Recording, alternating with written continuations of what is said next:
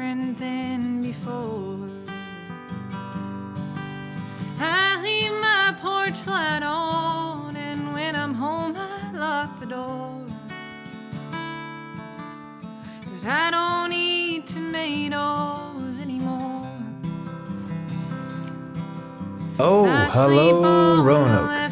Welcome to T-Bone's Best of Roanoke show, where we go after the best people, places, and things to do in our fair city. Big thanks to our studio band and my special guest host, Mr. G. Now, on with the show. She's Catherine the Great, singer-songwriter of very good, very sad folk songs. And with Catherine the Great and I here at the Sweet Donkey Coffee House is my lovable co-host, that Woody Guthrie of Wasena, Mr. G. Catherine, thanks for coming in to meet us today out here. Thanks so much for having me. We want to talk about your music and some things you're into, but I know you're a native of East Tennessee. You went to University of Georgia. That's correct. How about them dogs? Go dogs. Go B-52s. And tell us a little bit about your background. How did you get from Catherine to Catherine the Great? Well, I have a twin sister, and so from 8th grade on till we were about 22 or 23, we played either in a band or as a duo called the Skipperdies together. Made several records, toured a little bit, and then when we graduated college, we were kind of like hating each other a little bit. So we said, let's put this on the back burner and get real jobs. And so my twin Emily stayed in Georgia, and I ended up living in North Carolina a bit for my music therapy internship, and then moving to Bedford about 3 years ago, and it's kind of stuck. And I played bluegrass for a couple of years, and then realized that I really missed writing and playing my own songs, so did a few things here and there, and just have been trying to sort of build momentum and let people hear what I've got to write, and write with other people and share the songs. Well, your first CD was Personhood. It came out 2017, is that right? That's correct, yeah. Yeah. And then I just heard your single, Girls Like Us. I think that came out August. That's correct, yeah. Yeah. Now tell us about your plans for your new CD. So I'm planning to finish recording and mixing a record and hopefully have it out by the end of the year. It's kind of a more lush sound than Personhood. Is just me and the guitar, kind of live takes, really stripped down. And this next record is going to veer a little more into the Americana genre. You'll hear more electric guitar, mandolin, some horn parts, basically all the instruments I play in as many iterations as I can. I really want to make it an organic, kind of self-produced project from the ground up, yeah. Very nice. I heard you this year perform as the opening act for Appalachian Soul at the Spot on Kirk. If I remember right, Catherine, you brought out a bugle. I did. I brought out a trumpet for for Appalachian Soul set, and improv a little bit with him. I was actually a trumpet major in college, so I'm classically trained on the trumpet. Not on any of the other instruments I play, but I kind of know how to play trumpet. Yeah. Okay. And we're going to ask you, maybe not to play the trumpet today, but maybe sing us a couple other little songs as we get further along. Yeah, I'd love to. Who were some of your big influences? My very earliest musical influences were my very earliest musical influences were actually like crooners like Ella Fitzgerald and Nat King Cole and Mel Torme. That was the first music I fell in love with and was obsessed with. But as far as songwriters go, hearing Patty Griffin in high school just like changed my life. Seeing Brandi Carlile when I was about 17 kind of made me think that I could really do it, because I'd always, when you grow up listening to music, it seems like this magical thing, and as you start to write songs and sort of see people perform and do it yourself, it becomes more attainable, but there's still a magic to it.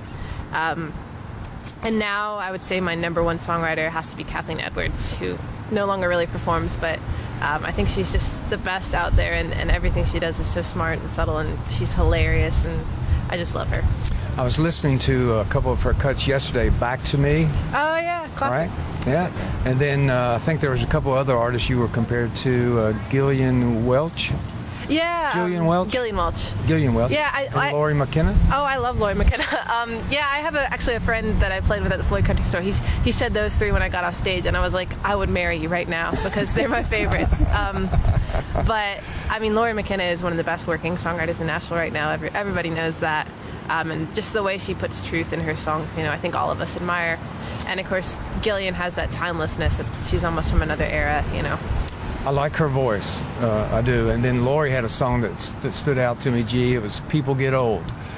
So that was a good song too. Look up "Old Men, Young Women." That's a great one. Okay, you got it. Maybe over a couple beers later, and we'll listen to some of that. Yes, we will. When I was doing research, and that's such a big part of this, Catherine, is research. I appreciate that. Not everyone does. But it made me He's think. great at that, by the way. He knocks it out of the park.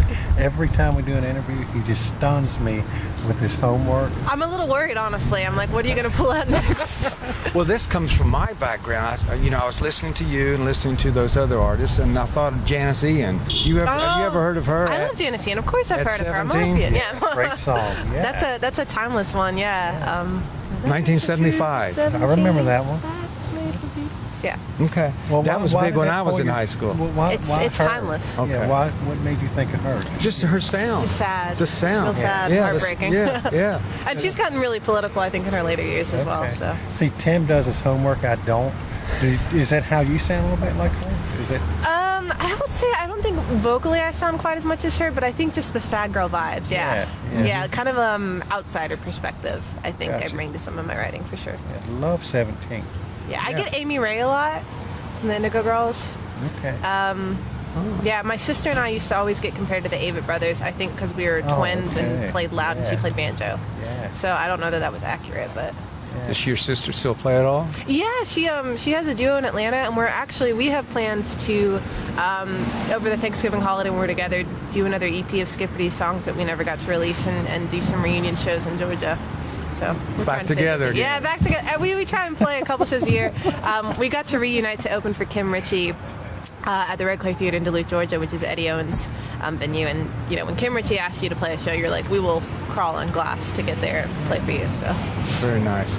Well, before we have you hit on a little unplugged song for us here, tell us a little bit about Merle Fest. You won a Best Songwriting Contest? Yeah, so the Merle Fest Chris Austin Songwriting Contest is now just had its 26th year. And Gillian Welch actually won the first one in 1992. When I was but an infant. But there's 4 categories every year. There's bluegrass, country, gospel, and general. And I entered a couple songs, and they picked my tune Tomatoes for the general category. And somehow I managed to win that category. So it was really, really a phenomenal experience. I got to play on the cabin stage right after James Taylor.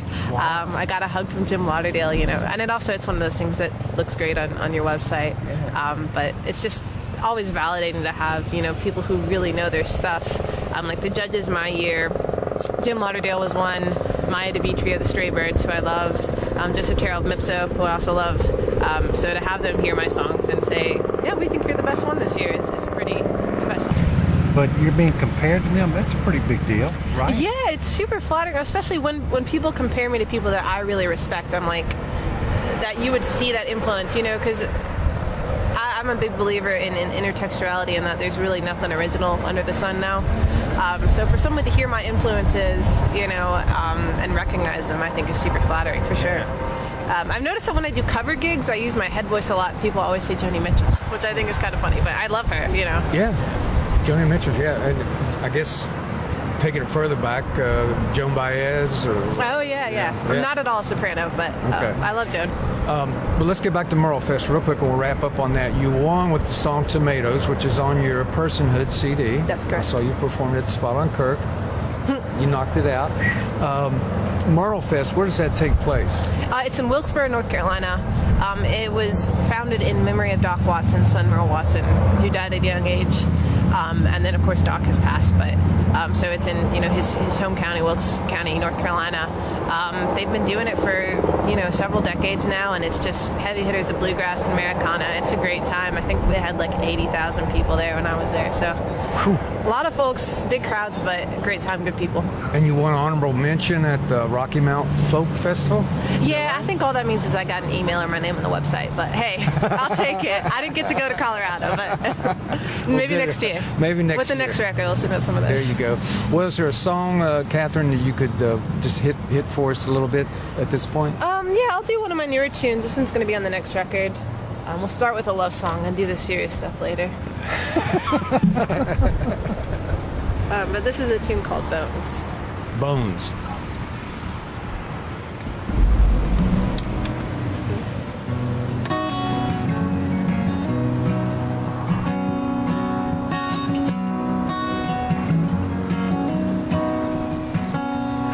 I love the very bones of you.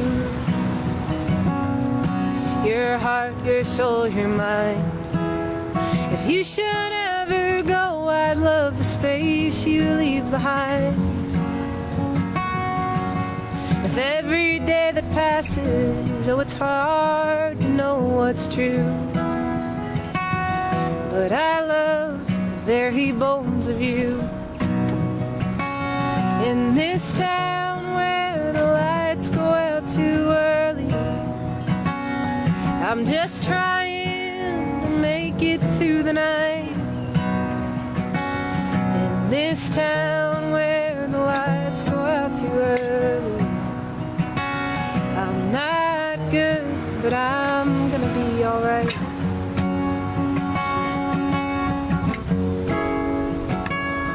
'Cause I love the very bones of you.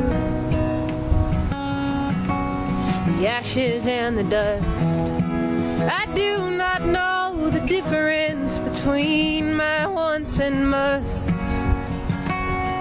Sometimes it isn't enough for the best that you can do.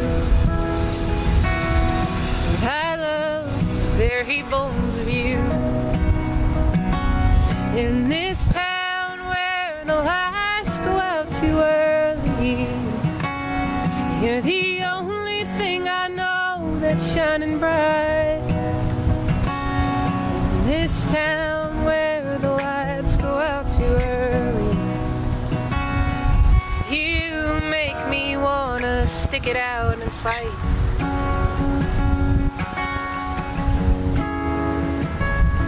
'Cause I love the very bones of you. The sorrows and the joys, and I'll find a way to reach you through this shouting and this noise. A world of 7 billion, no, it don't care much for two. But I love the very bones of you. I love the very bones of you. Beautiful. Thank you. That's Beautiful church voice. right there. And you've been performing since 8th grade? Yeah, I guess my sister and I kind of started writing songs in 7th or 8th grade. Our first performance as a band was a talent show in 8th grade, yeah. Did you win? We won the middle school category. We did because there was this homeschool band of boys and their mom was mad. Do you remember what song you played or they played? I do. It was a song of my sister's called Underachiever. Yeah. Wow. Hey, what brought you to Bedford?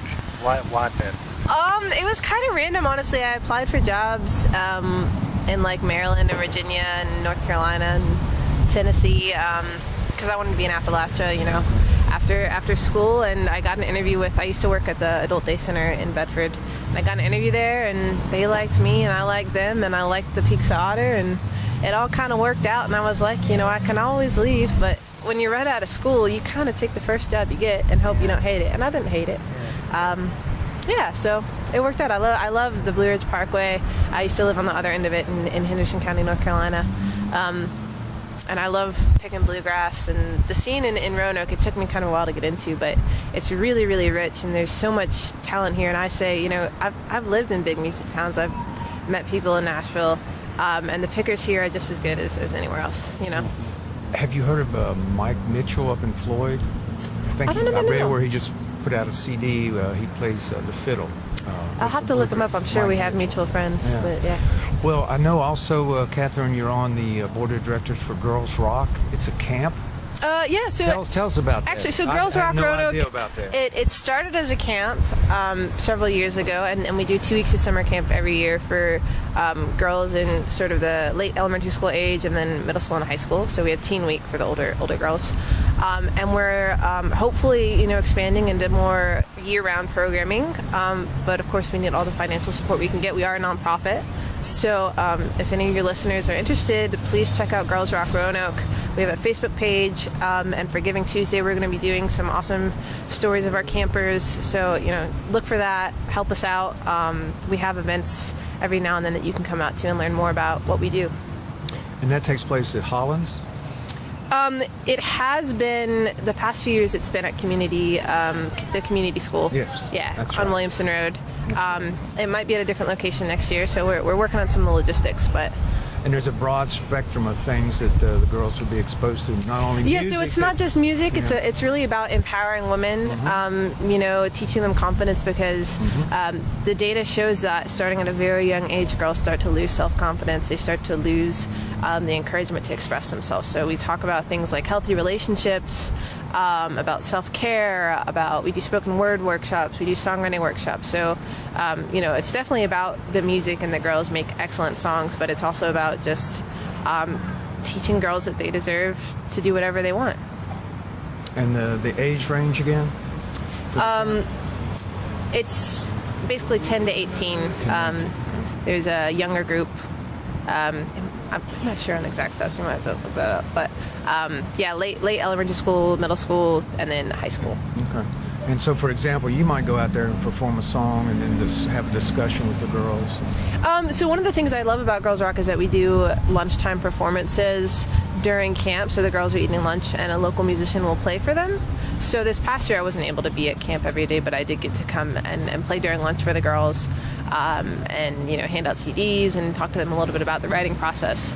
And we have performers of all genres. We have jazz singers, we have spoken word poets, we have rock guitarists. So the girls get to see the women musicians in the Roanoke Valley who are doing their thing, which is really awesome.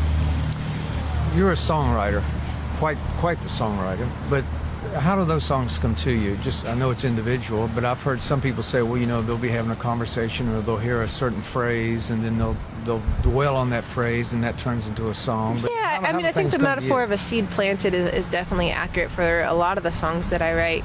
I remember reading an interview with Fiona Apple where she said if she had to write down lyrics, they weren't any good. And that so now until it's time to type things up for copyright, I very rarely write down lyrics. I'll have a hook. So something that I want to say, and it might be one line, it might be a chorus, it might be just that opening line, that statement of intention. And usually I just sit down with the guitar and I play until it's done. And I might change a couple words here and there. I might end up cutting a verse. Very rarely do I add things. I like my songs to be pretty short most of the time.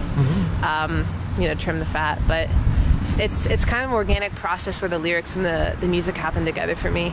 I can't really separate them. I've never sat down and written words and be like, I'll write the accompaniment for this later. It all happens together. And I think that's what makes the songs feel organic. It doesn't feel forced. If it feels forced, I throw it away. And I've got a song I've been trying to get back to that I've been working on for 5 years. And I'm not sure if it'll ever get done or it'll ever be what I want it to be. But it's just, I've got a couple lines I like, and they're just not falling where they need to. But you can't force it. If you force it, people can tell. Yeah. Do you ever finish a song and you record it, and then 2 months later you're just driving, you think, oh man, I wish I would have put this line in there? And what do you do if it ever does happen? I guess you just play it? Well, I have a tattoo that says "Je ne regrette rien" after the Edith Piaf song, so that's definitely my songwriting style. If I have a line that I really like, it usually goes in the next song. Yeah, gotcha. I honestly can't think of a single song where I've ever been like, I wish I had changed that. Yeah. Because if I wasn't happy with it, I just abandoned it. Usually. I guess when you finish it, you just got to put it to rest. Yeah. And I've got songs I don't play anymore because I don't like them anymore, Yeah. but I don't try and rehab them or songs that I play with my sister that are weird to sing by myself, vice versa, yeah.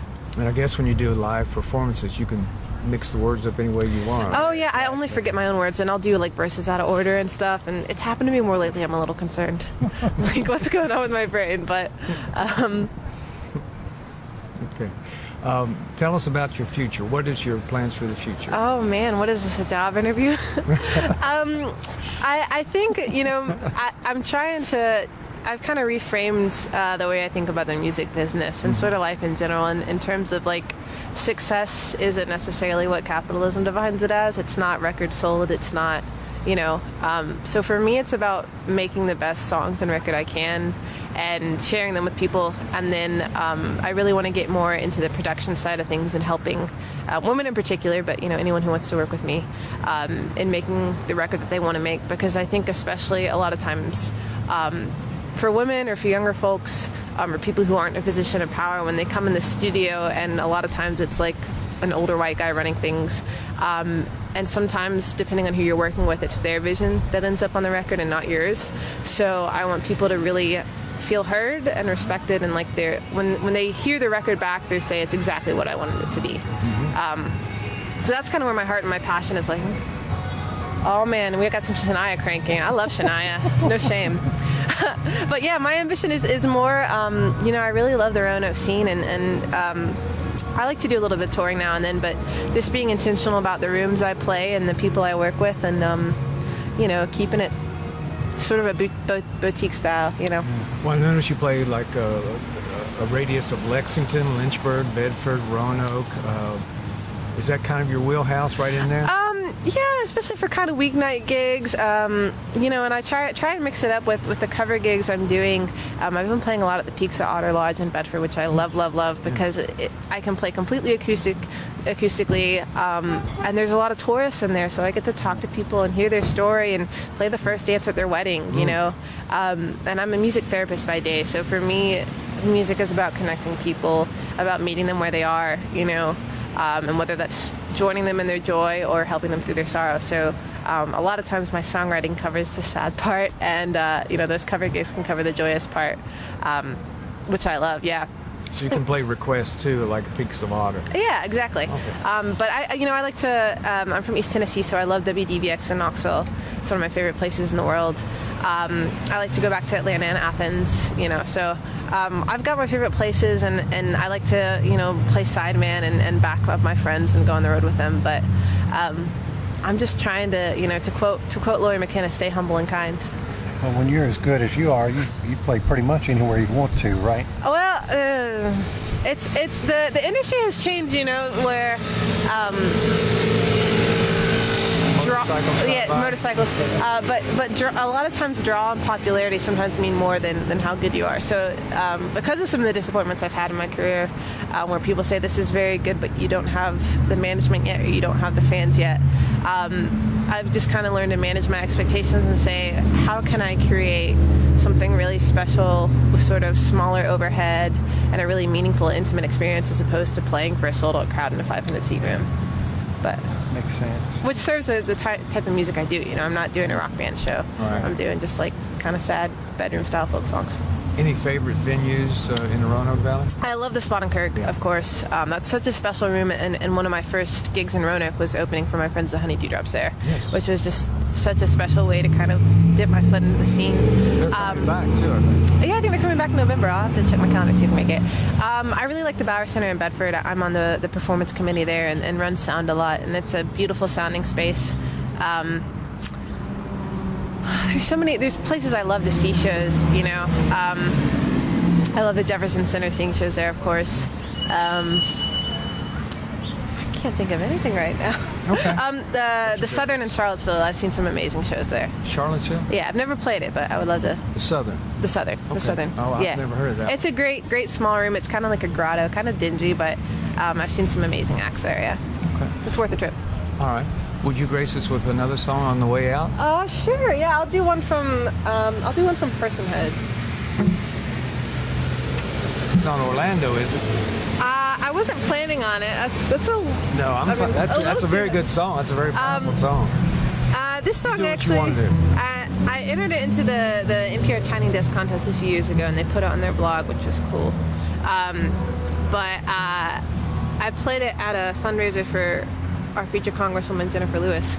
Waynesboro. Yeah, and I think one of the testaments to how genuine she is that she was moved to tears by it. So it kind of changed my relationship. She was with moved it. to tears by the song? By the song, Right, yeah. right. But anyways, it's called Prefabricated.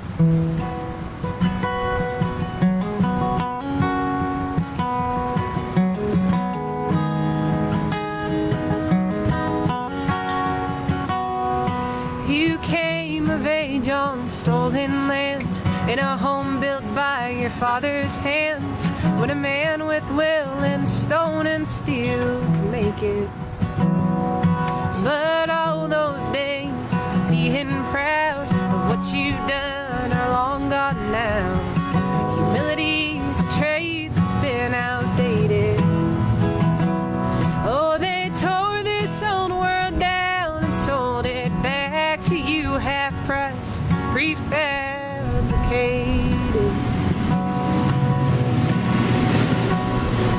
You learn young not to ask for much, steady work and a gentle touch, but what little that you had has all been taken.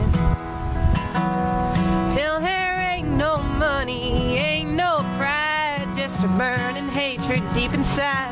They saw your anger and showed you where to blame it. They ain't giving you one damn thing since they realized that your vote's prefabricated. Oh, they took the jobs and they brought in smack, and those old days ain't coming back, and we can't see ahead with bloodshot eyes. When you can't make nothing for yourself, you'll break what you can to bring it down to size.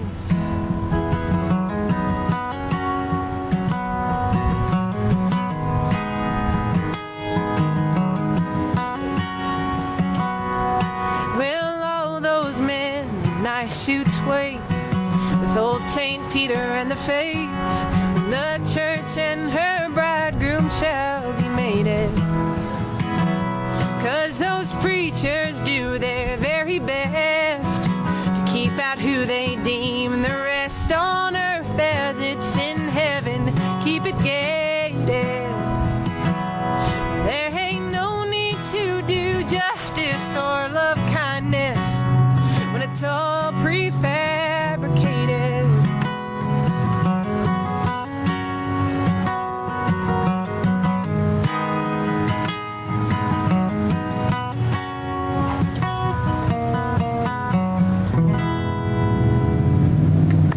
Man, that's honest right there. Thank you so much. Oh, Catherine, thank you for having me. how can people get a hold of you to book you or listen to more music samples? Sure. So you can always hit up my website, CatherineTheGreatMusic.com. I'm on Facebook at Catherine the Great Music. Shoot me a message. I'll answer you real quick. Yeah.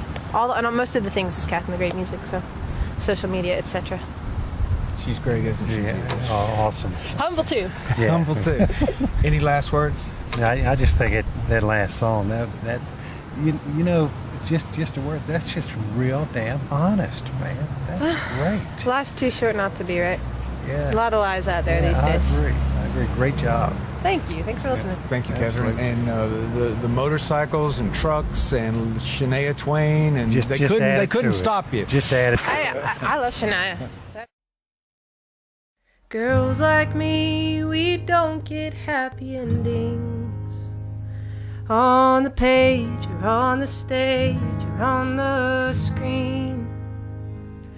We're sentenced to the shadows, and we hide out under darkness, unheard, unfelt, unseen. Girls like me can get a little lonely when the hours of silence drag on for too long.